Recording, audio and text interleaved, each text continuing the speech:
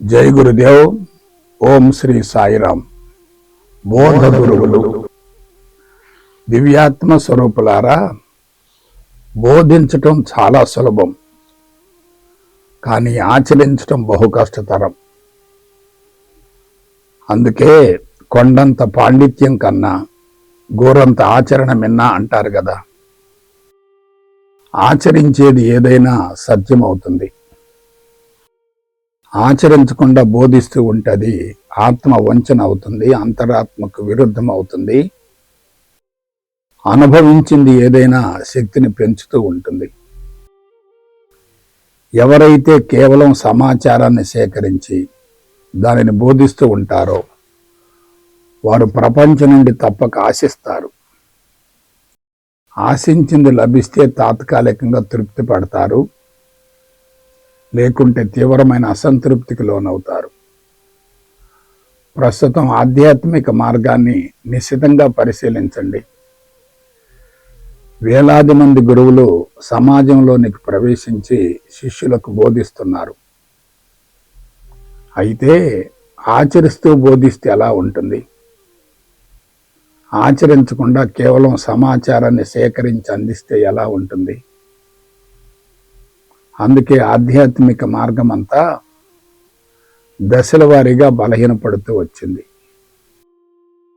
బోధించే వ్యక్తి ఆచరించినట్లయితే అతని అంతరంగం శుద్ధవుతూ ఉంటుంది. అలాగాక ఆచరించకుండా బోధిస్తూ ఉంటే అంతరంగం ఇంకా కలుషితమై శక్తి విపరీతంగా హరించుకుపోతుంది. అందుకే ఆచరించకుండా బోధించే గురువులు అంతిమంగా బలహీనపడి దీర్ఘకాలిక రుగ్మతలకు లోనై ఆధ్యాత్మిక మార్గానికే కళంకం తెస్తున్నారు. బోధించడం చాలా సులభం, కానీ ఆచరించడం బహు కష్టతరం. ఆచరించి అందించేదే వేదం అవుతుంది.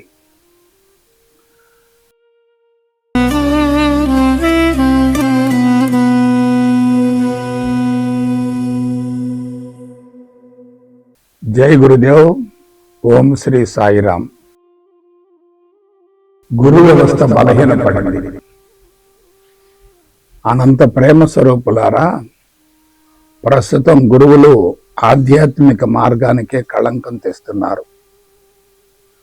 బోధించేది ఏదైనా ఆచరించకపోతే అది ప్రమాదకరం అవుతుంది కదా. అసలు ఆధ్యాత్మికత అంటే కనీసం నిర్వచనం తెలియకుండా గురువులై సమాజంలోనికి ప్రవేశిస్తున్నారంటే అంతకు మించిన దురదృష్టం మరొకటి ఏముంటుంది? గురువులు సమాజానికి మార్గదర్శకం కావాలి. ఆదర్శవంతమైన జీవన విధానాన్ని కొనసాగించాలి.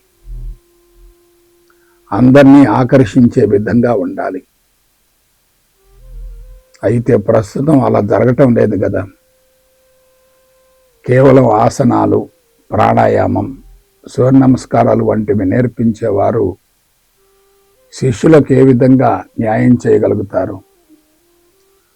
వాస్తవానికి యోగ రహస్యం అనేది బ్రహ్మనేత్రంలో ఉంది.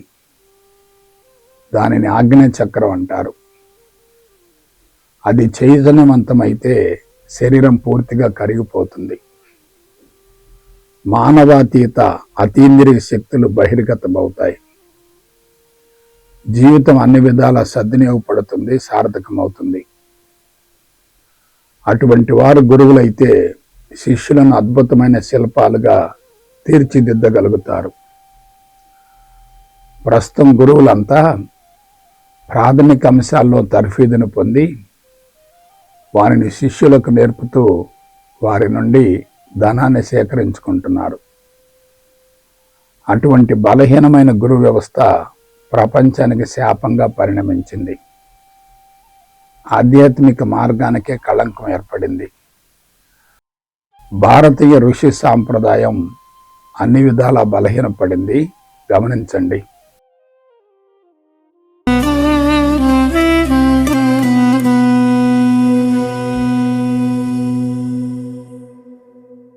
జై గురుదేవ్. ఓం శ్రీ సాయిరాం. జీవిత రహస్యం. దివ్యాత్మ స్వరూపులారా, మానవ జీవితం ఒక పరిపూర్ణమైన విత్తనంతో ప్రారంభమవుతుంది. వేదాంత పరంగా దానిని కారణ శరీరం అంటారు. ఒక వృక్షం ఆవిర్భవించడానికి విత్తనం ఏ విధంగా అవసరమవుతుందో, మానవ జీవితం ఆవిర్భవించడానికి మూల కారణం ఈ కారణ శరీరమే. ఇది చైతన్యవంతమైతే సూక్ష్మ శరీరంగా రూపాంతరం చెందుతుంది. అయితే అది కంటికి కనిపించదు. కానీ దాని అంతరంగంలో ఒక వ్యక్తి జీవిత ప్రణాళిక అంతా నిక్షిప్తమై ఉంటుంది. పుట్టినప్పటి నుండి మరణించేంత వరకు చేయవలసిన కర్మలన్నీ ముందుగానే నిర్ణయించబడతాయి. అయితే ప్రారంభంలో అవన్నీ జడంగా ఉంటాయి. వయస్సును బట్టి, అవసరాన్ని బట్టి అవి చైతన్యవంతమై మనిషిని కర్మలకు ప్రేరేపిస్తూ ఉంటాయి. ఈ కర్మలన్నీ తల్లిదండ్రుల యొక్క 2 అర్ధబీజాల ద్వారా అందించబడతాయి. జీవిత కాలంలో అదనంగా మరికొన్ని చేరుతూ ఉంటాయి. తల్లిదండ్రుల ద్వారా బిడ్డలకు సంక్రమించిన కర్మలను సంచిత కర్మలని, జీవిత కాలంలో ఏర్పడిన వానిని ప్రారబ్ధ కర్మలని అంటారు. సైన్స్ పరంగా సంచిత కర్మలను అనువంశిక లక్షణాలు అంటారు. జీవిత కాలంలో ఏర్పడిన వాటిని అర్జిత లక్షణాలు అంటారు. ఇవన్నీ కలిపి మానవ రాజ్యాంగం అవుతాయి. ఎటువంటి శరీరం ద్వారానైతే కర్మలు నెరవేరుతాయో అటువంటి స్థూల శరీరాన్ని సూక్ష్మ శరీరం తయారు చేసుకుంటుంది. కర్మల మోతాదును బట్టి శరీరం రూపొందించబడుతుంది. అంటే మానవ జీవిత రహస్యం అనేది తల్లిదండ్రుల ద్వారా సంక్రమించిన విత్తనంలో ఉంటుంది.